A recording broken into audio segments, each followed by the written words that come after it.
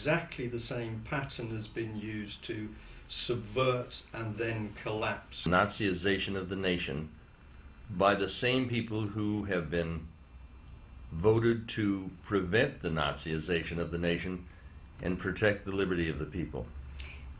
You are absolutely correct, but I'm going to say perhaps for viewers you've jumped on one step a little bit too far. I want to bring you back and say that if we look at the nature of the attack on society, it comes straight out of Marxist doctrine. This is absolutely clear, the evidence is overwhelming. And that brings us with a problem, or many people with a question. Well, aren't you talking Nazis, or are you talking communists? What we have to remember is one simple thing, that both the communist doctrine and the Nazi doctrine was founded on the works of Marx. And so if we see in the dictatorship that is establishing itself attributes which are slightly fascist or slightly communist, this makes complete sense because the baseline is Marx. Well, Adolf Hitler said on February 5th, 1941, he said, basically National Socialism and Marxism are the same. The whole of National Socialism is based on it. That is correct. So again, we have the raw evidence that the Nazi movement and the communist movement were working very comfortably to a Marxist doctrine. Now, what has happened is that we have been fooled into thinking that at the end of the Second World War, the Nazi doctrine disappeared, which it did not. The fighting was over, but the ideology was very much alive and well, and we know that many of the outright Nazis were allowed to move out of Germany. Many of them went to South America, but many went into the United States. Is that through Operation Paperclip? Through Operation Paperclip. And we had the same situation happening in Britain, that we had people who cleansed their identities and then came into Britain. We can also see through documents, through original Nazi documents, like the Europese Wirtschaft, Gemeinschaft document, which was written in Berlin in 1942, that Europe was to be made a single political state with one currency, one transport system, and where the area was to be divided into regions, not countries, and Britain in particular was to be stripped of industry and reduced to a state or a number of states dependent on agriculture and tourism. Is that not exactly what we're seeing here now? It's exactly what we're seeing, and the best we could say, if you're pessimistic, you say this is an amazing coincidence that the European Union is implementing exactly the same policies that were set out in that original German document. So here we can see now that the European Union is dividing Britain up into regions, Scotland and Wales as two individual regions. Even our capital city, London, is designated a region under the European Union. So would it be correct to say that the EU is Hitler's dream come true? In my opinion, it is absolutely correct to say that, but I want to add one thing to that, is that it is Hitler's Marxist dream come true, because we can see that the European project itself is but one part in creating a global government. This is a Telegraph article on the Bilderbergers, who never tell us what they're doing, and in this document the Bilderbergers are quoted quite rightly as saying they're a shadow world government.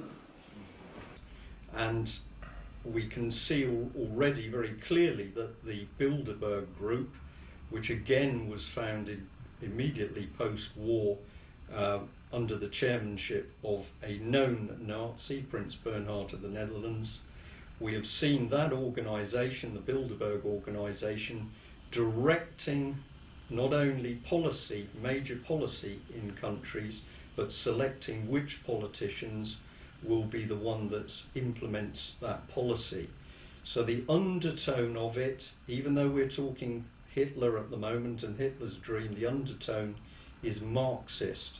And this has an important connection if you move towards what's happening with the Agenda 21 and the environmental programs, because if you look at where the original base statements were made about preserving the world in this generation for future generations, that basic statement came from one sole source, which was the Communist Manifesto. So we're talking about sustainable development of Agenda 21 being the program through which the property pirates can take over one's homes, their businesses, yeah, and change the configuration of all countries for the benefit of the international banksters.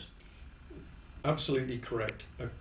This is a corporate government setting it, a one world corporate government setting itself up, and the idea is to take property from individuals. We will not be allowed to own our own property, and that is to be taken away from us, but the regime does it by encouraging us to do the dirty works. Are they pirates like the pirates of years gone by? They simply come in and steal our property. You can call them pirates if you like, but they're just criminals, because these people are lying with what they say, and then with their hand they're actually doing the exact opposite.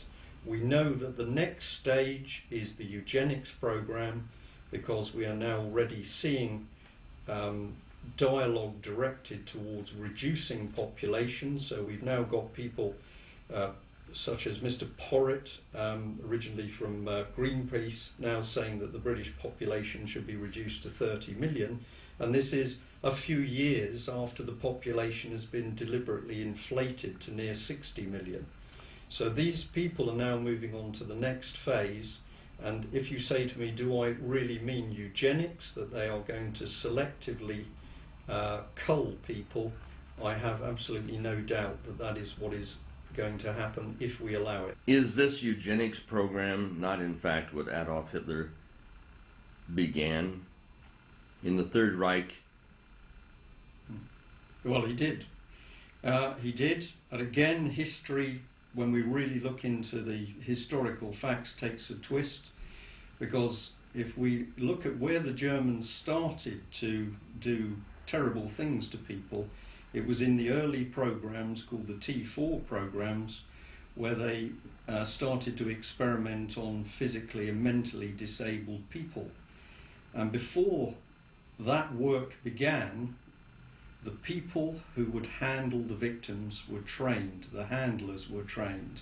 And what was done is that they were desensitized so that they could take victims from wards, from convents, and from asylums, and use those people for experiments without feeling any compassion or guilt. Now, the training techniques that were used came not from Nazi Germany, but from Britain and within the Tavistock Institute. And this is one of the key factors today, that we can see that the Tavistock Institute, for example, is still driving policy forward. And it is a fact that in Britain we're now seeing very clear evidence that eugenics is being taught in schools. Now, there was an individual named Adolf Hitler. Did he ever come to these islands? There is a weight of evidence which says that after the First World War, Hitler fought in the First World War as a corporal in the German army. In fact, he was injured several times, and he also went blind after a gas attack. There is evidence that you have that Adolf Hitler did in fact come to Great Britain in his early years, and it's rumored that he has gone into an organization called the Tavistock. Or am I incorrect? Right. The evidence exists. I'd say that I believe that the evidence exists of the following events, and that is that shortly after the end of the First World War, Hitler came to Britain, and he came to Britain to visit a half-sister who at that time was living in Liverpool. And